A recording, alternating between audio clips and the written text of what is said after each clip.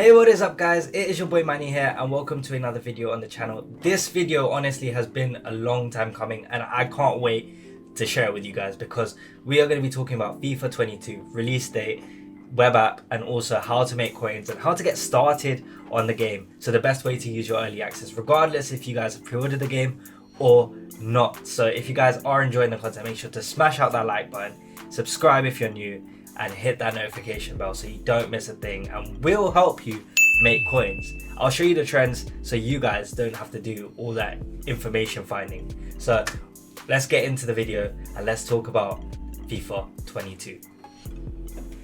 First of all, I wanted to talk to you guys about the release date. As you guys can see, I've got loads of tabs here open, but that's to help you understand trends through the start of the game, also through early access. Now with FIFA 22 around the corner, we know that the web app's gonna come out before early access, and last year it came out on a week before, around 5 days before early access. Now 5 days before is early access. This year will be the 22nd of September, so make sure that you've got a note of that on your diary. Now one thing I do want to say to you guys, you can make a lot of coins in the first 5 days. You guys can make at least 100 to 200k just by chilling on your computers or on your phones in the first 5 days. Now the reason why you guys can make a lot of coins is firstly, cards are super expensive. So if you pack one card, you can be making 40-50k. The second reason why is because you also have daily packs. So I think the first week of you just logging in, you get daily pack rewards just by logging in. So that is something that you guys need to make sure that you guys are doing. And thirdly, you guys also get XP for your season rewards just by trading and transferring cards on a daily basis. So this is all well and good. I know that you guys, not all of you might be interested in trading, but if you guys wanted to, this is a good way to do that. But if you guys are opening packs, you should be using the web app regardless anyway. So that is literally the first point. Secondly, what I wanted to talk to you guys about is it's an exciting time. It's a brand new game. We're all raring to get started. And the game is actually being released on the 27th for everyone that's pre-ordered the game and the 1st for everyone that hasn't. Now this video is for all you people out there who either have got the game on the 27th and don't know what to do, or get the game after the 1st and feel like your team will be way behind the power curve. That is not the case. This video is here to explain to you how you guys can use the web app to your advantage to actually be in better stead than people who have actually been playing the game through pre-order, etc, etc. So with that being said, there is a lot to go through in this video.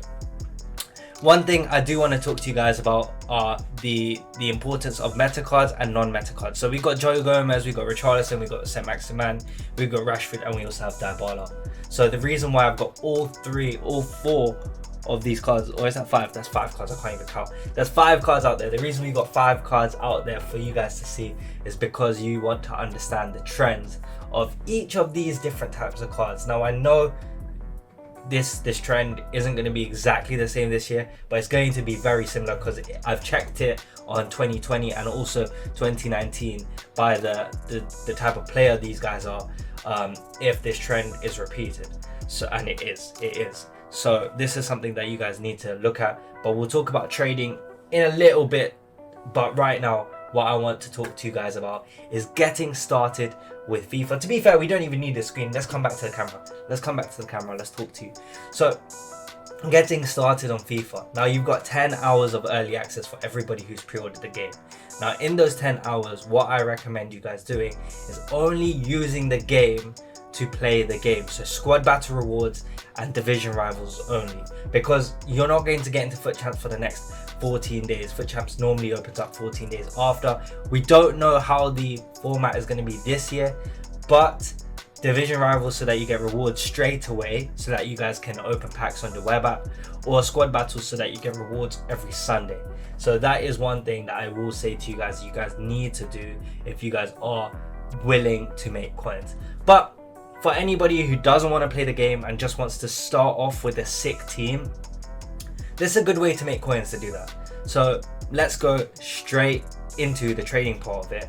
I don't know why I did all this hand movement, but let's go into that so I can show you guys exactly the best way.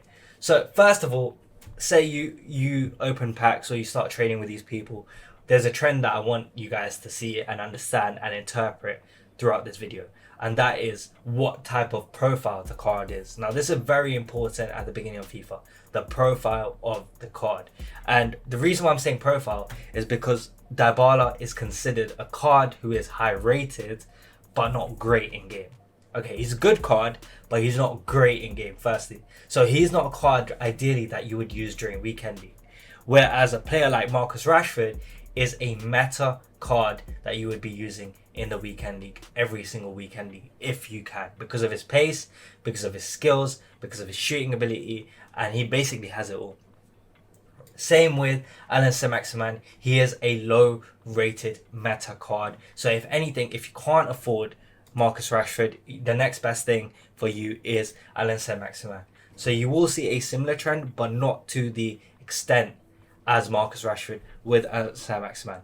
Now, Joe Gomez is also under that Marcus Rashford category, and the reason why I'm saying that is because he is super meta. There aren't many other alternatives to him with his pace, and also if you were to go one step up, you would have to go for a Virgil van Dijk in the first weeks, which not everybody can afford. So that is one thing. And then you've got just your average low rated good card, not your great card, just a good card that is highly likely to be packed. So as you guys can see, I'm not talking about rubbish cards, because rubbish cards that are like low rated, they're just going to be discard value no matter what time it is, or if they use for SPCs, obviously then they're going to go up. But one thing I am going to do is I'm going to go through each of these cards, each of these types of cards, and tell you how you guys can make coins, when you guys should be selling or looking to sell these cards, and how you guys can use this to your advantage. Now first of all, Richarlison, good card, low rated. He starts off to be super expensive, as you can see, because nobody's packing him. His highest price is around the second day, and to be fair, this is a trend that you will see for Fodder as well. The highest price will be at the start of the game, and then it will go down, and then it will go back up.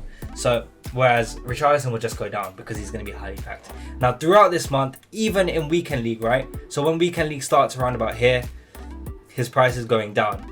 Yeah, so as you can see, weekend league is around I believe it's around the 11th. So from here, it's still going down, it's still going down, it's still going down, because people don't want to use this card for weekend league. He's not good enough. Even though he has got a 5-star weak foot, 4-star skills, he's not good enough. So his price is going to go down because he's a good card, he's not a great card, he's not a meta card. Now, Joe Gomez, for example, is a key instance of where you guys can be making coins. Now, if you guys manage to pick him up in the first 5 days, or I would say 2-3 days maximum, because after that his price is just gonna boom, because this is what happened. After he was released, he was extinct for the first day. Second day he went up to 87, third day he went up to 95, kept on rising. Then there was a little bit of supply from Rivals rewards on Thursday, so then his price went back down. But then because of that supply, people started to afford him because they had more coins, and then they bought him back. So every time there was a coin injection in the game, cards like Joe Gomez went down and then went back up.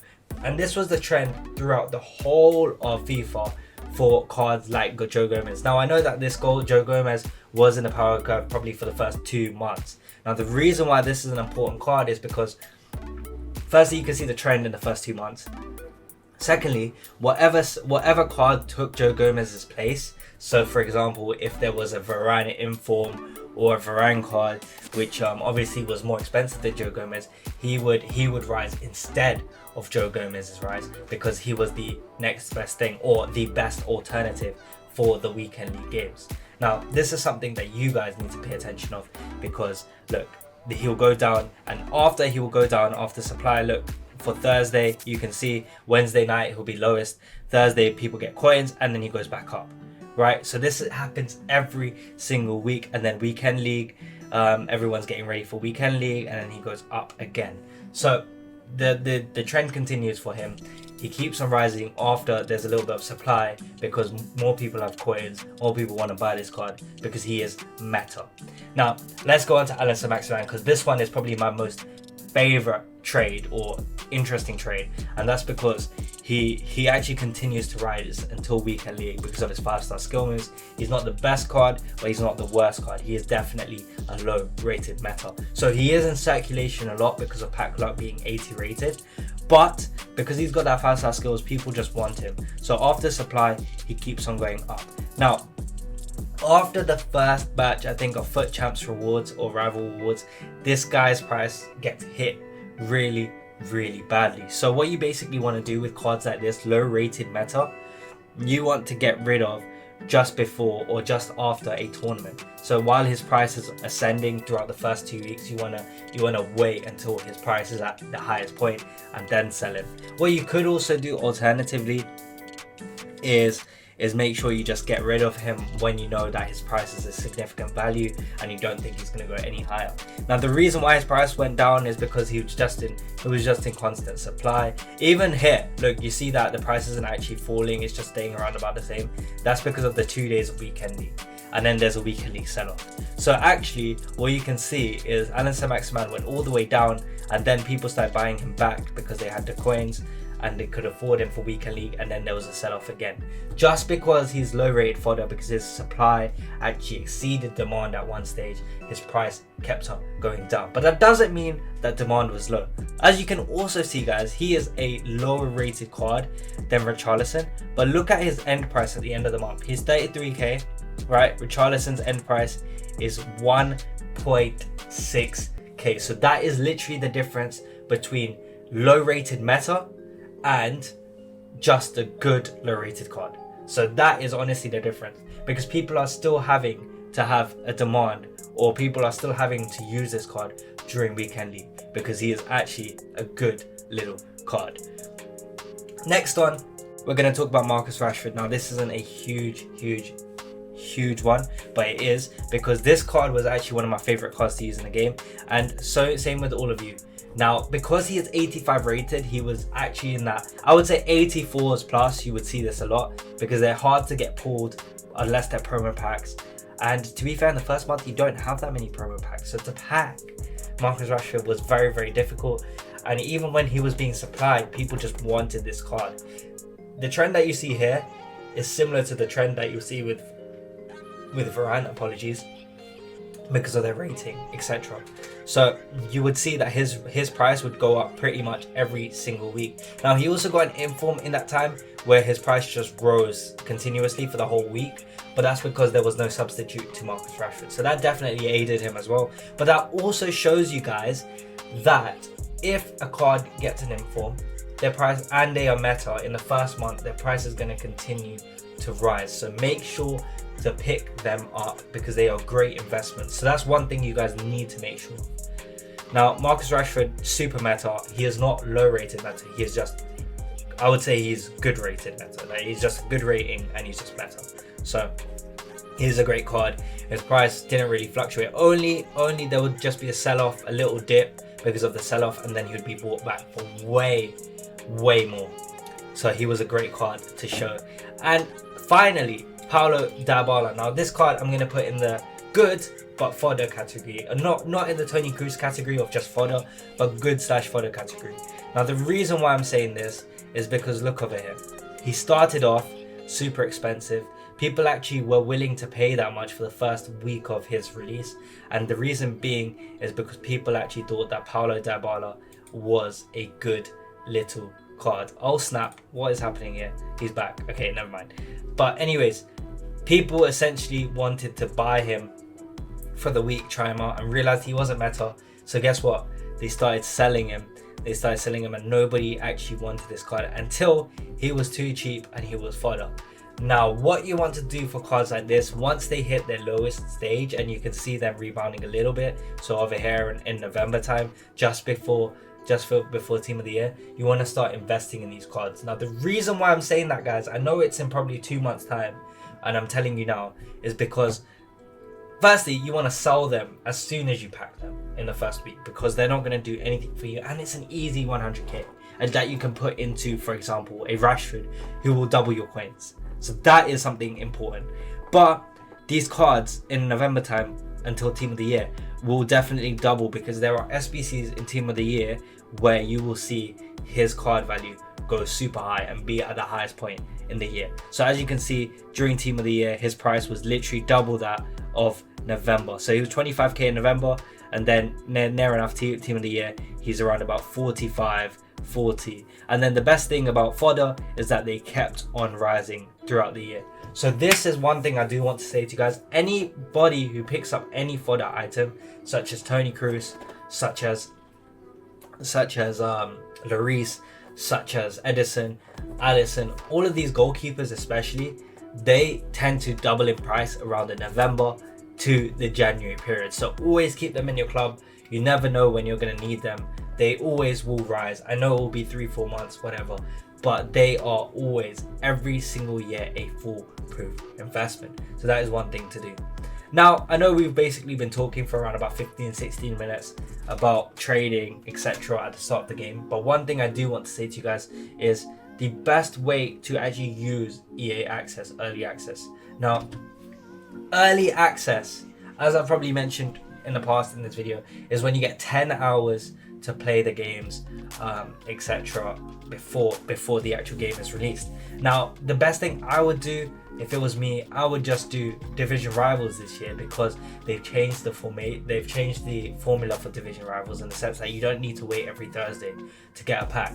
If you play Division Rivals for all 10 hours, I guarantee you guys will be able to make amazing stuff, because firstly, you have to play your games, you get coins for your games, and secondly, you get your rewards pretty much straight away, which you can open on the web app, and then you can continue to trade, use the methods that I've showed you to make more coins. And all you guys need to do is buy and sell players. If you guys are looking for players to trend trade with as well, here is one player in particular that I'm going to show you, and it's going to be a great trend trade. So let's go straight back into it. Now, I haven't really mentioned a lot of these cards, but what I'm going to basically show you is in players, I'm going to go to the low rated metas, but not low rated metas as in Joe Gomez, but low rated defenders who are good or going to have a little bit of pace. So firstly, we're going to start with a guy called Eric Bailly. So Bailly is very important in my opinion, if I could spell his name correctly. So Eric Bailly over here. Now he is very important at the start of the game. Now him with a shadow as well will be super expensive. As you guys can see at the start of the game, he starts off at 9.8. He fluctuates a lot between 9 and 10k, and then he goes extinct for a little bit, and then rises to around about 12 to 13k. I'm just trying to show you guys here. But the reason why I'm showing you guys this is because at the beginning of the game, you will see a lot of low rated cards being extinct. So most of them will be good pacey defenders. So you'll see Eric Bailly there, you'll see even Nathan Ake there. Now I know Nathan Ake did have a once to watch card, but look how extinct this card was at the beginning of the year. He went all the way up to around about 40k. That was crazy. So and the reason why is because this card had the once to watch as well, which came out 10 days later. So pretty much all cards that are going to get a once to watch card, right? You want to invest in them, or you want to try and buy them because their price will keep on going up, and you want to sell them before the once to watch drops. So you literally have 10 days to buy Nathan Ake and then sell him before the once to watches drop, because what happens is loads of people are going to buy that once to watch instead, and then they're going to start selling off the gold card, which is worth 40k itself. So this happened with pretty much all once to watches, even that of Gareth Bale, but I think Gareth Bale might have joined in January. Let's just double check over here, but I'm pretty sure he had the same. So Gareth Bale went all the way up to around about 94k, 99k, 100k, right? So now if you look at his once to watch, actually started at 270k.